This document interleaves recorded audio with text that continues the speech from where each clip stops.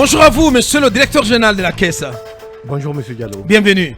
Merci. Je disais dans le libellé environ 200 milliards de francs guinéens de mobiliser et sécuriser en un peu plus d'un an. Preuve, si besoin en était, d'une excellente santé financière de l'institution que vous dirigez depuis décembre 2021. Preuve également d'une gestion rigoureuse qui n'est pas pour plaire à tout le monde, sauf aux assurés sociaux. Est-ce que vous êtes d'accord avec cette formulation? Je suis absolument OK avec cela. Bien. En disant que nous avons fait en 2022 une excellente année qui se conclut justement par la constitution pour la première fois de fonds de réserve. En parlant d'un montant de 200 millions, ce sont des fonds de réserve. Mais le chiffre d'affaires... 200 milliards ou 200 millions 200 milliards de francs guinéens. Bien. Et évidemment, cela est la résultante des cotisations diminuées des prestations que nous servons. Bien.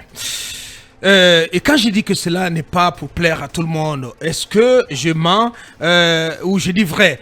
Est-ce qu'à l'interne, parce qu'il a fallu passer par des réformes, il a fallu peut-être administrer un remède de cheval à une institution, et éventuellement, vous allez me rectifier si ce n'est pas le cas, une institution qui n'était pas forcément dans le mœurs des États lorsque vous avez hérité d'elle. Est-ce qu'à l'interne, vous avez eu, ça a été facile pour vous de faire passer le message du changement, le message de la refondation qui doit aussi s'imposer au niveau de la Caisse? Écoutez, vous êtes heurté à des résistances à l'interne? Écoutez, je pense que toute action de réforme, toute action de transformation se heurte toujours à des résistances. En général, on apprend dans les universités que les réformes transformationnelles sont un processus avec des avocats. Il y a des gens qui adhèrent immédiatement, il y a des gens qui sont résistants, qui vont l'être pour X raisons, pour des raisons qui leur sont personnelles, et il y a d'autres qui ne savent pas où aller. Et il y a une grande majorité, en général c'est la règle des 80-20 qui s'applique. Voilà, donc il faut travailler avec les 80%, même si l'ambition, c'est que tout le monde adhère aux ambitions de réforme que nous opérons à la Caisse. Alors, peut-être ça va être la dernière question pour ma part avant de revenir plus tard. Alors, partant de ces premiers mots que vous venez de lâcher ici, dites-nous dans quel état, justement, vous avez pris la Caisse nationale de sécurité sociale lorsque le colonel vous a fait confiance en vous nommant à la tête de cette institution en décembre 2021. Dans quel état? Lorsque nous avons bénéficié de la confiance du président de la transition en décembre 2021, nous avons fait un diagnostic rapide. Ce diagnostic rapide a été confirmé par une revue des comptes financiers et comptables. Et évidemment, nous avons constaté que les comptes n'étaient pas bons. Ils étaient au rouge. Nous nous sommes employés à élaborer, à la demande des autorités, du président, du Premier ministre et de mon ministre de tutelle. Je rappelle juste que la Caisse nationale de sécurité sociale est un EPA qui est sous la tutelle technique du ministère du Travail et de la fonction publique et la tutelle financière désormais depuis septembre du ministère de l'économie et des finances. Donc nous nous sommes attelés à élaborer une feuille de route qui a été validée à la fois par le conseil d'administration et nous nous employons tous les jours à déployer les actions qui sont inscrites dans cette feuille de route. Il y avait combien dans les caisses de la Caisse? Alors, dans les caisses, il y avait un montant de 6 millions de francs guinéens, mais... 6 millions de francs guinéens? Voilà. Ça, c'est pas moi qui le dis, ce sont les résultats de l'audit. Mais il y avait en préparation... Dans les caisses de toute l'institution qui s'appelle la Caisse. La Caisse nationale de sécurité sociale. La Caisse recette, ok? La Caisse recette, elle contenait 6 millions de francs guinéens. Maintenant, il y avait en préparation le paiement de l'échéance de janvier qui, en fait... détenait un encours de 38 milliards. Les 38 milliards étaient destinés immédiatement à la liquidation des paiements de pensions de l'échéance du 1er janvier 2022. Bien. Et aussi des rentes de réparation pour les accidents de travail et les maladies professionnelles. Voilà, en gros, les comptes n'étaient pas bons, ils étaient au rouge. Désormais, ils sont passés au vert. Au vert. Il faut continuer, il ne faut pas dilapider. Il faut sécuriser. Il faut sécuriser, il faut continuer, il faut poursuivre. Bien. Mamadou Ouri Diallo, à présent. J'ai envie de rester encore sur l'audit. C'est l'état des lieux, c'est important parce que l'audit dont vous parlez a été commandité certainement par les plus hautes autorités et mené par une entité différente de la caisse. Indépendante. Indépendante, donc un cabinet privé. Alors quel autre, si vous voulez, dysfonctionnement cet audit indépendant a ressorti, n'est-ce pas, défaillance desquelles vous avez pu penser les réformes. Et puis en termes de connaissances, pour les profanes qui ne connaissent pas ce que c'est que l'entité qui est la caisse, par rapport à d'autres entités de protection sociale, essentiellement quel est son rôle et son champ d'intervention. D'action. Ouais. Alors, évidemment... D'autres défaillances mentionnées dans le rapport d'audit? Il y en a beaucoup, mais en fait, il faudrait qu'on sache qu'un rapport d'audit n'est pas forcément pour faire des sanctions. Un rapport d'audit oriente sur les bonnes pratiques.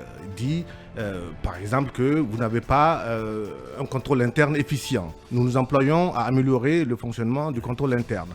Le fonctionnement informatique, ils disent que voilà, vous n'avez pas de salle de serveur et tout est manualité à la caisse. Maintenant, il faut passer à la digitalisation. Il faut passer à une comptabilité sincère, exhaustive et juste. Nous nous employons à faire cela. Et aussi, ils disent qu'il faudrait qu'il y ait une comptabilité par branche. Je vais vous rappeler les branches. Vous savez que la Caisse nationale de sécurité sociale est un EPA qui gère le régime général de sécurité sociale pour les employés du secteur privé et du parapublic. Ouais. Pour leur servir quoi? Pour leur servir et les indemniser en cas d'accident de travail et de maladie professionnelle, en cas de départ à la retraite, en cas aussi de simple maladie, dans le cadre de l'assurance maladie, pour le remboursement des frais médicaux et pharmaceutiques, mais aussi servir les prestations familiales qui sont composées notamment des indemnités journalières et les allocations familiales. Bien. Et donc, c'est ça le champ d'action de la caisse. Hein. Absolument. En quoi elle est différente, par exemple, de la caisse de prévoyance sociale, mais aussi d'autres instruments de ce type créés par l'État? Alors, elle est différente... Pour faire simple, hein, pour la compréhension de nos auditeurs. En quoi, par exemple, elle est différente de la caisse dirigée par le colonel Aminata? Le périmètre.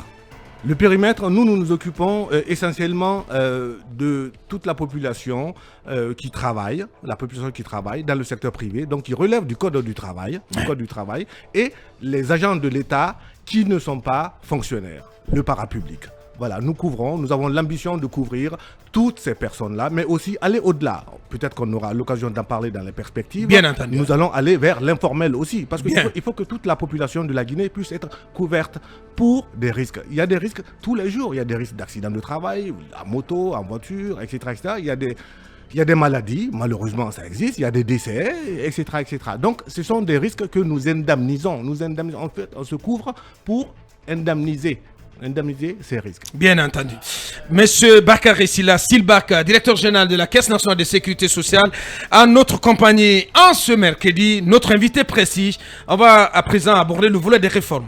Le volet des réformes, mais pour ce qui est du diagnostic fait par l'audit, et peut-être des mots, quels sont les constats au niveau du centre médical, en tout cas, je ne sais pas si c'est comme cela. Le centre de diagnostic de la Caisse. Le centre de diagnostic qui est très courtisé par les populations guinéennes. Et dans quel état et quelles sont les réformes en cours pour justement régler certaines difficultés qui sont constatées? Alors, moi, je pense que le centre... Parce qu'on a un souvenir, le différent avec GAM. Le prestataire. Bien sûr, le prestataire GAM. Le différent, il est-il derrière nous ou pas? Non. Donc il est toujours devant, à court. Devant les tribunaux. Devant les tribunaux. Le centre, c'est d'abord un centre de diagnostic, d'imagerie médicale et de réparation du cœur. D'accord? Donc, ce qui se passe, c'est qu'aujourd'hui, c'est un des centres les plus courtisés en Guinée, qu'on a créé. Nous avons pour ambition, j'espère qu'on en parlera dans les perspectives, nous avons pour ambition de disséminer cela et d'en construire à l'intérieur du pays. Pourquoi? Parce qu'il n'est pas normal que des populations qui sont à l'intérieur soient obligées de venir à Conakry pour faire un simple diagnostic. Ouais. Et vous savez très bien, entre le diagnostic, en fait, un diagnostic permet de poser le bon traitement. Ouais. Parce que sans un bon diagnostic, il n'y a pas de traitement. Pourquoi maintenant? Il faut savoir que la caisse vit essentiellement de ses cotisations. Ouais. Et ces cotisations-là, c'est elles qui permettent de payer les équipements. Ce sont des équipements qui font aujourd'hui le diagnostic. On s'est rendu compte que le centre de diagnostic n'est pas rentable. Il n'est pas fait pour être rentable, mais au moins être à l'équilibre. Eh ben, Pas rentable. Avec tous les coûts qu'on y pratique. Parce que les parce que machines, le scanner c'est quand même Parce- je voulais dire 1 million 500 et plus, oui. dans certains cas. Les machines coûtent cher, les machines, il faut les entretenir, la maintenance est là, etc. etc. Ouais. Mais au moins que le coût que les Dans le malades micro, s'il payent, vous plaît. Ouais. que les malades payent, puisse couvrir les frais d'amortissement de ces équipements. Au moins, on ne demande pas à un centre de diagnostic ou à un centre de santé ou à une unité médicale d'être rentable, on lui dit au moins couvre les frais d'amortissement des équipements. Et ce n'est pas le cas aujourd'hui. On ne demande pas à être rentable, mais au moins à couvrir cette partie. C'était quoi les Les recettes quand vous prenez la caisse, les recettes du centre, Les recettes du centre... les recettes journalières? Les recettes journalières, je n'ai pas les chiffres en tête, Bien. mais je sais que c'était moins de 300 millions par Par mois. Voilà. Ben, voilà. Allez, donc sur les réformes, parce que quand on vous suit très bien, vous dépeignez une situation qui n'était pas assez reluisante, un tableau qui n'était pas assez reluisant. Qu'est-ce que vous avez fait pour sortir la caisse de cet état et la repositionner aujourd'hui et sur le plan de la performance? Alors, ce que nous avons fait, nous avons simplement suivi une feuille de route. Une feuille de route que nous avons déployée tous les jours dans nos actions. D'abord, le premier axe, c'est la sécurisation des recettes. Il est obligatoire qu'une caisse ait de l'argent, des ressources financières. Aujourd'hui, nous dépendons à 100% de ces cotisations. Nous avons pour ambition, par ailleurs, de diversifier cela. Nous avons maîtrisé les coûts. Les coûts. Pourquoi? Parce que ce sont les coûts qui créent les dépenses. Il y a deux sortes de coûts à la caisse, dans une institution de prévoyance comme la caisse. Ce sont des dépenses techniques, les dépenses de prestation et les dépenses de fonctionnement. Figurez-vous que nous avons maîtrisé les dépenses de prestation de 42% comparé à l'année 2021. Par exemple, dans tout ce qui est accident de travail et maladies professionnelles, nous avons payé en 2022, sur toute l'année de 2022, nous n'avons payé que un peu plus de 5 milliards, je répète, 5 milliards, alors que en 2021, la caisse payait 10,3 milliards. Bien. Pour l'assurance maladie, écoutez très bien, nous avons payé 4,4 milliards en 2022, quand la caisse payait 14,1 milliards. Ouais. Pour la branche Est-ce que c'est retraite, vraiment- excusez-moi, Ouais, il va finir Est-ce de que décider. c'est- voilà, je Bien. pense- D'accord. La branche retraite. la branche retraite, c'est la plus grosse dépense. Ouais. Nous avons dépensé pour l'ensemble des retraites de survivants, etc. Nous avons payé en 2022 un montant de 146 milliards. 146 milliards. Malgré, on en parlera, j'espère, la revalorisation et la mensualisation des pensions de retraite sur le dernier trimestre. Quand, en 2021, la caisse payait 241 milliards. 241 milliards. Enfin, emblématique. Emblématique. Sur les allocations familiales, les prestations familiales. La caisse payait en 2021 3,3 milliards. Nous n'avons payé en 2022 que 500 millions de francs guinéens. Dû à quoi? Voici un acte de réforme, une action de réforme, dû à l'assainissement du fichier de la grappe familiale. Ça veut dire la composition de la famille de l'assuré. Pourquoi? Parce que quand un assuré est affilié à la Caisse nationale de sécurité sociale, il assure à la fois ses enfants, ses ayants droit, et aussi sa femme ou ses femmes. D'accord? Donc, nous avons détecté sur 33 entreprises, je ne dirais pas le nom, Ouais. vous m'excuserez, Ouais, bien nous avons entendu. détecté 37 000 enfants fictifs, donc qui touchaient indûment, Wow. des allocations familiales. Nous avons une autre idée des allocations. C'est quoi? C'est le bon droit à la bonne personne et au bon moment. Bien. Ça veut dire qu'il n'y a pas de fictif, c'est la chasse aux fictifs en fait. Bien, donc ce chiffre qu'il faut retenir, 37 000 enfants fictifs démasqués donc dans les Déjà, dans le qu'est-ce cas que- des allocations familiales Qu'est-ce à la que Caisse vous nationale de appelez sécurité enfant- sociale. Enfant fictif, c'est parce que c'est. D'abord, je veux savoir combien d'enfants par assuré social. par assuré, ont droit justement à cette assurance. Cette allocation familiale. Est-ce que c'est pour cela que vous parlez de fictif ou, en tout cas, je n'ai que 4 enfants, j'en déclare 10. Est-ce que Comment vous avez qu'est-ce que détecté, c'est? comment vous avez détecté détecté ça? ce nombre important, pour ne pas dire record de fictifs? D'abord le principe. Oui. Le principe des allocations, c'est une belle idée. C'est vraiment une belle idée. Pourquoi? Pour gommer les inégalités entre les enfants. Ouais. Le montant servi aujourd'hui en Guinée, même si nous l'avons multiplié par 3, parce qu'on était à 3 000 par enfant mineur et à charge et par trimestre. Nous les avons mensualisés et multipliés par 3. Ça veut dire une augmentation de 200%. Pourquoi? Parce que Aujourd'hui, c'est 9 000 c'est 9 000 par enfant. par enfant à charge Ouais. et mineur. Et par mois. Et par mois et mineur. Ouais. Voilà. Donc, c'est une belle idée, mais il ne faut pas dévoyer l'idée. Il ne faut pas que des gens, Pas en abuser. des gens qui profitent.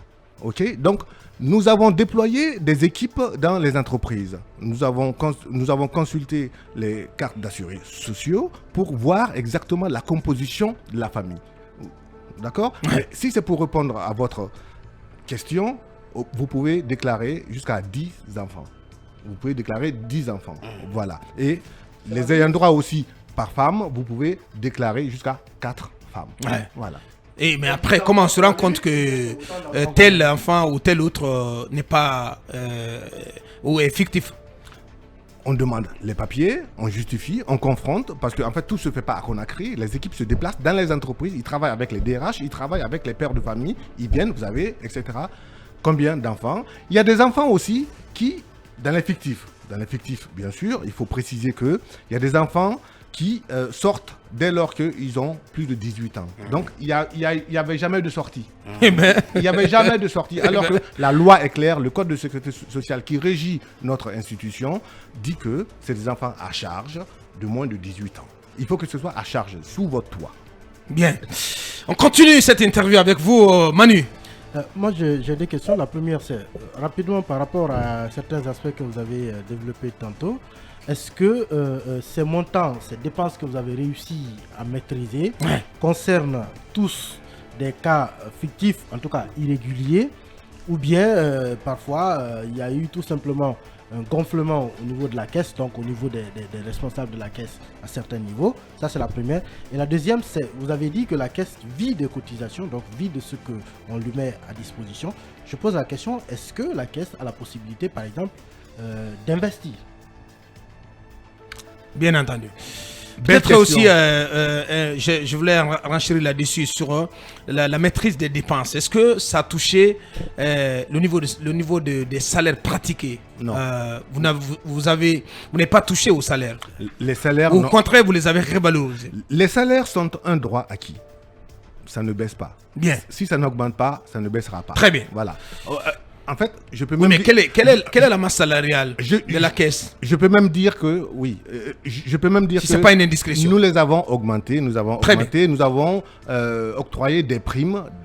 Pourquoi? Parce que nous avons fermé les robinets. Les gens ne regardaient pas leur salaire à la caisse. C'est maintenant qu'ils découvrent leur salaire. Bien sûr, il y a des revendications. Nous sommes prêts, moi je suis prêt à augmenter les salaires. Mais cela se fait avec une méthodologie, avec Ouais. une approche. Nous allons lancer un appel d'offres pour recruter un cabinet spécialisé en ressources humaines pour que les salaires indiciaires soient augmentés, que les primes qui sont dues à des fonctions soient dans les normes comme ceux pratiqués dans les compagnies d'assurance ou dans les entreprises privées. Bien. Ouais, sur les questions de Manu.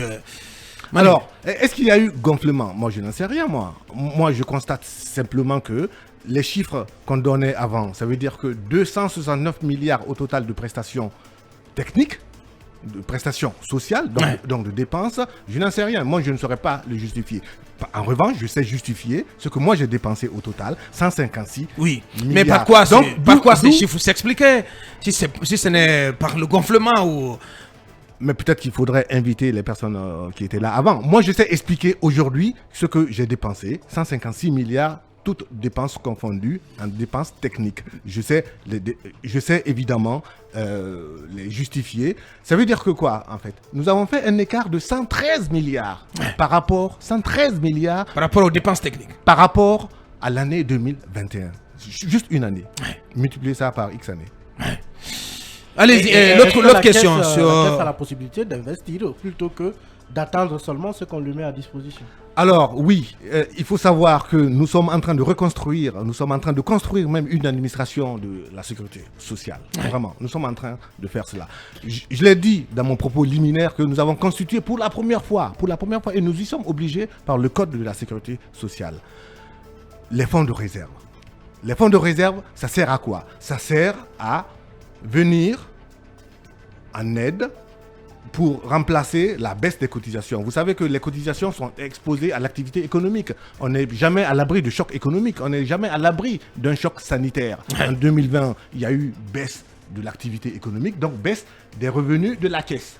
C'est une sorte de soupape de sûreté. Voilà, donc c'est obligatoire de constituer cela. Toute bonne pratique oblige à constituer les fonds de réserve qui sont structurés en quoi? Ça veut dire qu'en fonds de roulement, le fonds de roulement, c'est 2 mois de prestations.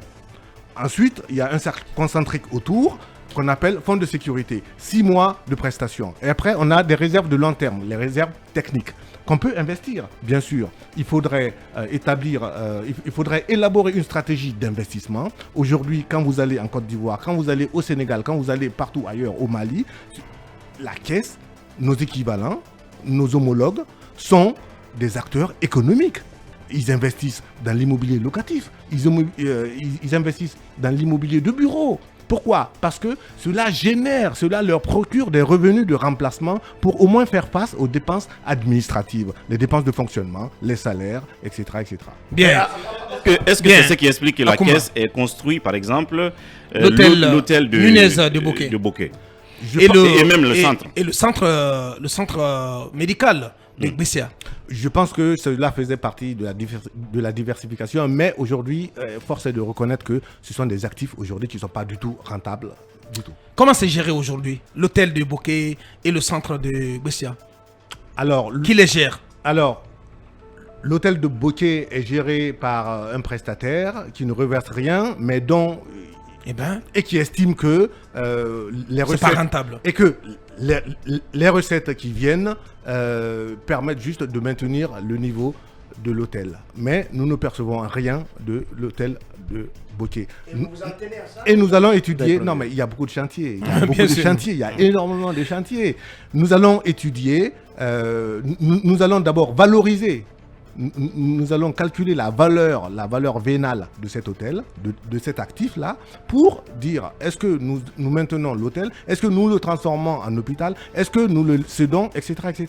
Tout est sur la table, toutes les cartes sont sur la table. Nous allons mettre toutes les options, montrer cela à notre conseil d'administration, montrer cela à notre ministre de tutelle, et la décision sera prise dans toute transparence. Bien. Akoumba Diallo. Vous avez fait l'état des lieux, ça présentait un tableau inquiétant. Vous avez parlé des réformes, ça donne de l'espoir.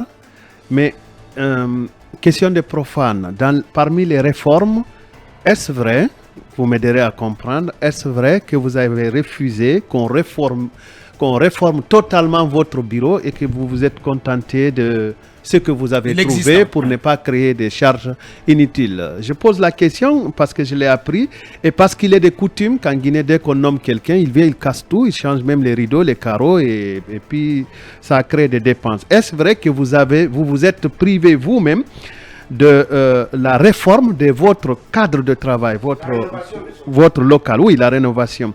Ensuite, un auditeur m'a chargé de vous poser la question sur des sociétés détenues par Roussal, à savoir la COBAD et la CBK. Selon cet auditeur, ces deux entreprises refusent d'appliquer le plafond des cotisations depuis son redressement en 2019. Je sais que vous ne voulez pas parler individuellement des entreprises, mais est-ce qu'une telle information est vérifiée? Et je termine par vous demander, est-ce qu'il y a une relation entre NCA Bank et la Caisse nationale de sécurité sociale? Si oui, là aussi, quelle a été votre évaluation? Bien, 3 questions à la fois. Voilà, et ça fait beaucoup de questions, mais ça ne m'étonne pas de M. Akumba. Évidemment, moi je suis une personne très simple. Moi, pour travailler, j'ai besoin d'un bureau et d'une chaise. Je n'ai pas besoin d'autre chose. Mais bien sûr qu'il est prévu quand même. Il est quand même prévu que je refasse mon espace de travail. Ça fait 1 an, ça ne me dérange pas. Pour y mettre un minimum de confort. Hein. Voilà, mais j'avais d'autres priorités. Ma priorité d'abord, c'est d'être aux côtés de façon très sincère, aux côtés des assurés. Tant que, en fait, j'avais pas mensualisé, tant que j'avais pas revalorisé les pensions de retraite, tant que j'avais pas multiplié par 3 tout ce qui est allocation, tant que j'avais pas indemnisé les victimes de Fria, parce que ce sont de véritables victimes à Fria. On aura l'occasion peut-être. Bien, on va en parler dans un instant. Donc, il y avait des priorités, mais bien sûr, il est prévu. C'est pas par caprice ou pour me différencier que j'ai pas fait, mais c'est par priorisation. Donc, vous n'avez pas fait? Non, absolument pas. Donc, vous n'avez pas fait? Vous n'avez pas rénové votre bureau? Je ne l'ai pas fait pour l'instant. Bien. Mais la deuxième question, là, ça viendra.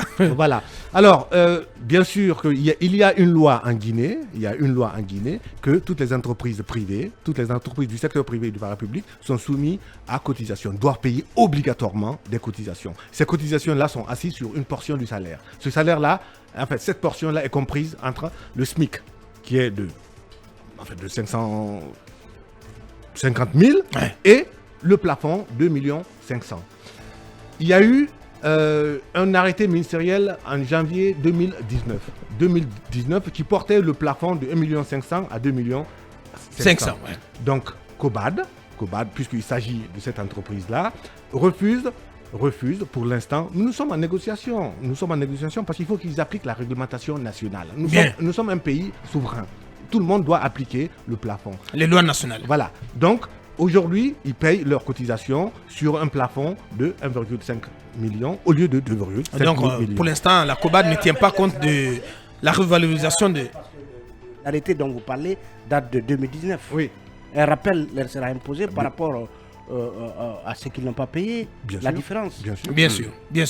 La troisième question. La troisième question, c'est notre relation avec NCA Bank. Oui, nous avons trouvé que la Caisse est actionnaire depuis 2013 ou 2012, je crois, dans NCA Bank Guinée. Oui, il y a une relation. Pour l'instant. Mais ce que moi j'ai constaté, nous allons nous occuper de cela aussi. Il y a beaucoup de chantiers. Nous allons nous occuper de cela.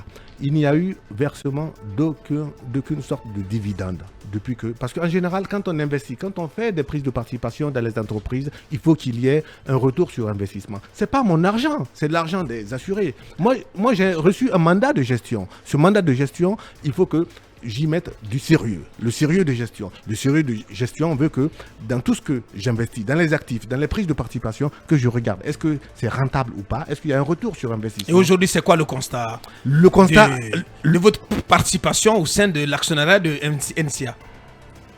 Le constat est que 0 dividende depuis que nous sommes actionnaires. Eh bien, c'est lamentable. Merci pour ces questions, Koumba. Voilà. Allez, la suite avec vous au cabinet. Non, j'entends des nuits. Ouais, on hallucine dans ce studio. En entendant cela. Ouais. Non, je demandais aussi, aujourd'hui, vous êtes à quel niveau de déploiement dans les régions, la Caisse, parce que cela a commencé à un moment. Est-ce que, en termes de perspective. Ouais, on vous a vu dans quelques préfectures, vous avez même fait une tournée à l'intérieur. Quel est le constat du fonctionnement des caisses à l'intérieur du pays?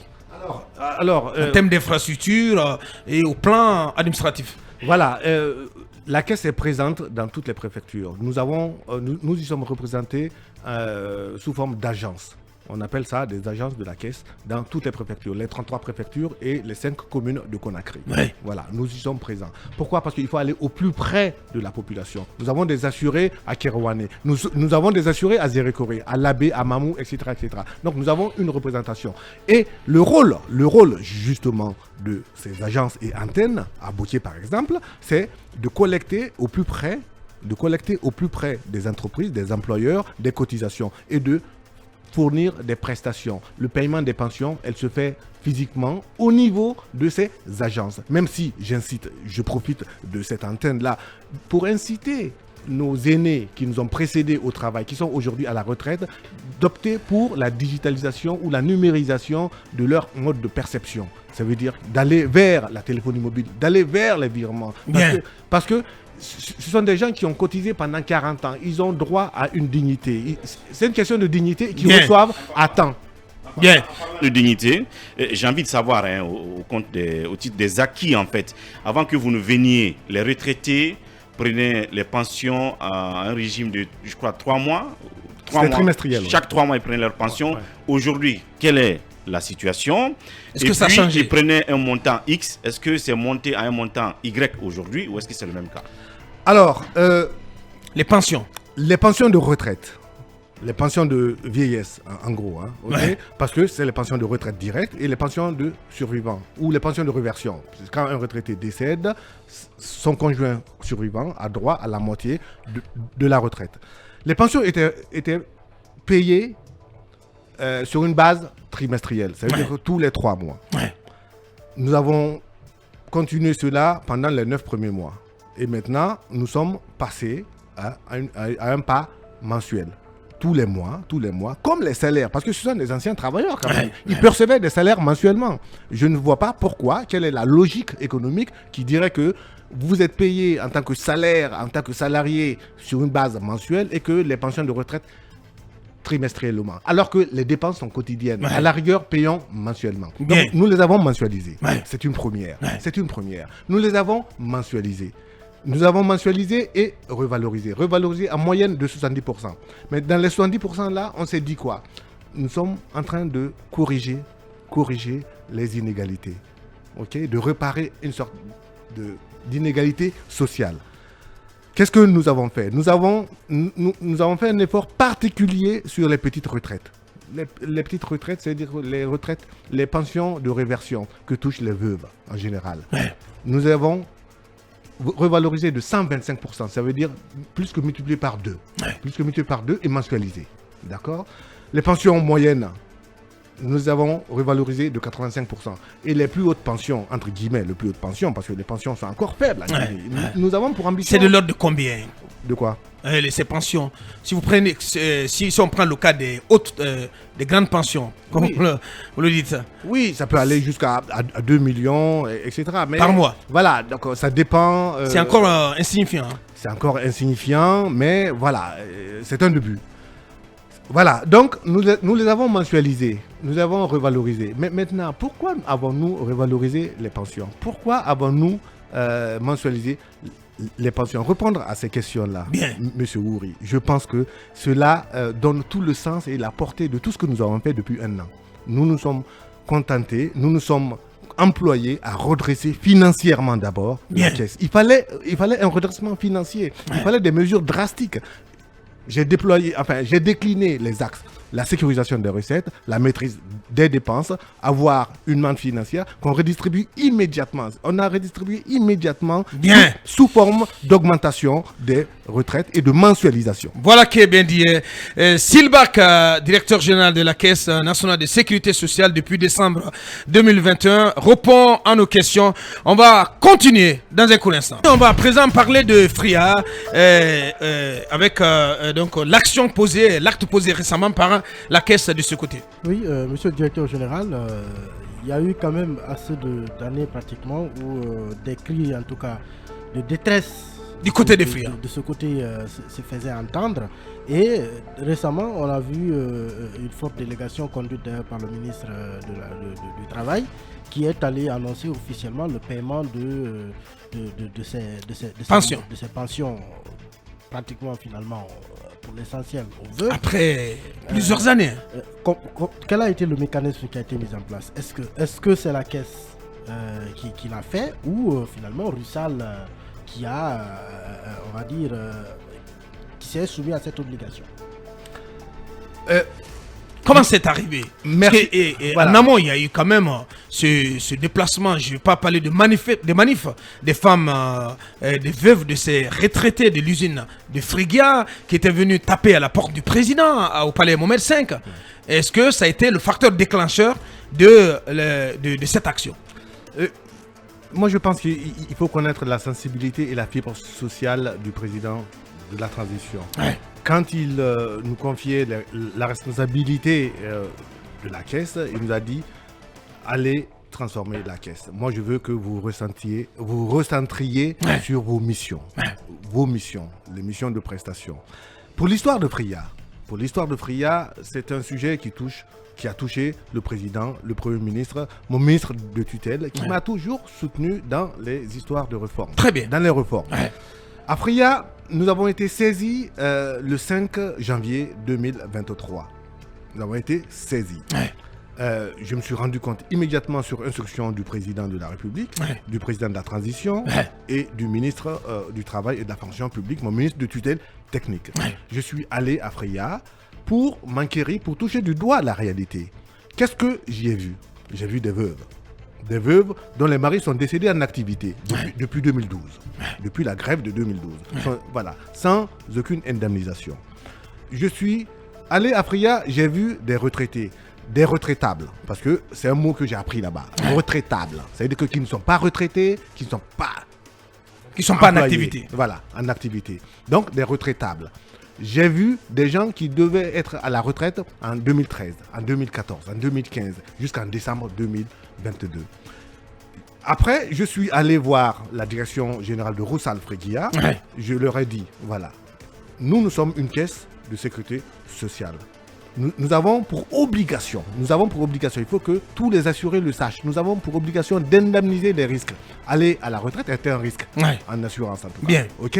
Donc, donnez-nous la liste de toutes les personnes décédées en activité. Pourquoi? Parce qu'ils ont droit à une sorte de capital décès qu'on appelle dans notre jargon le secours capital décès. C'est un paiement unique. Donnez-nous la liste par année des gens qui doivent aller à la retraite, qui devaient aller à la retraite en 2013, en 2014, 2015, 2016, etc., pour que la caisse les prenne en charge et fasse un rappel historique depuis leur date de départ à la retraite. Je suis revenu le 8 avec cette liste-là. Ça fait, un nombre de 400 à peu près. Je suis revenu avec ça parce que la ville de Fria est dévastée. La ville de Fria est martyrisée. Il y a eu des déchirures, il y a eu des divorces, il y a eu des maladies à cause de cela. Il y a eu un taux d'AVC des plus élevés, etc. Donc nous sommes revenus. J'ai constitué une commission technique de travail qui s'emploie à calculer les droits de tous ces assurés-là. Donc, c'est à ce titre-là que le premier paiement, la première vague de paiement qui a concerné 198 personnes,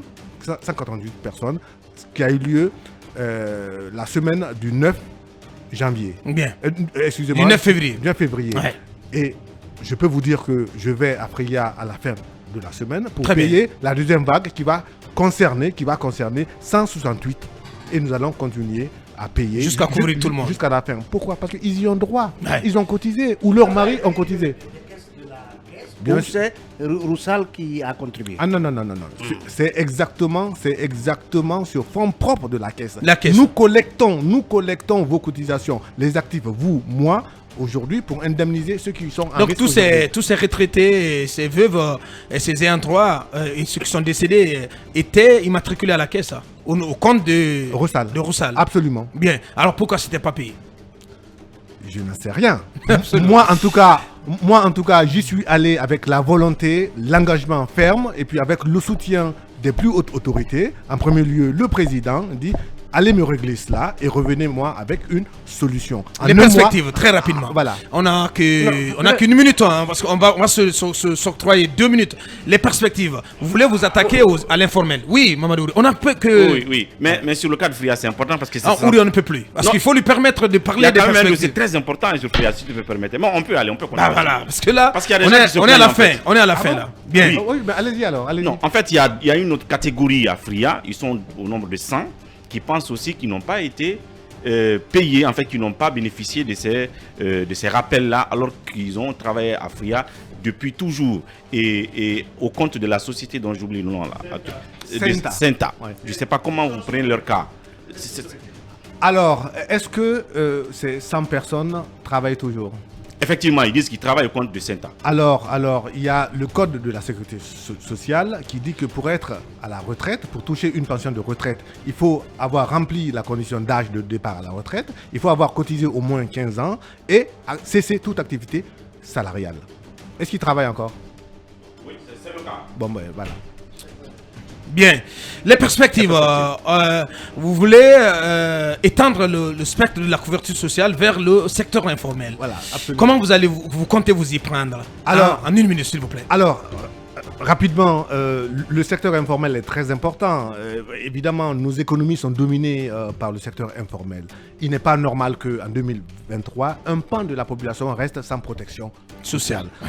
D'abord, il faut faire quoi? C'est ce que nous faisons déjà depuis que nous sommes à la tête de la Caisse nationale de sécurité sociale. Sécuriser, crédibiliser la Caisse. Ça veut dire que quand on s'affilie à la Caisse, qu'on sache que le jour où on aura un pépin, le jour où on sera malade, le jour où on aura un accident, que la Caisse est toujours là à côté. Donc, crédibiliser déjà, en fait, donner de la fiabilité à la Caisse. Ouais. Donner de l'espoir aux gens qui sont déjà chez nous. Ouais. Ça veut dire que les travailleurs qui sont déjà chez nous. Et après, réfléchir à une méthodologie, à une sensibilisation, aller vers l'informel. Ouais. Et je compte sur vous, Ouais.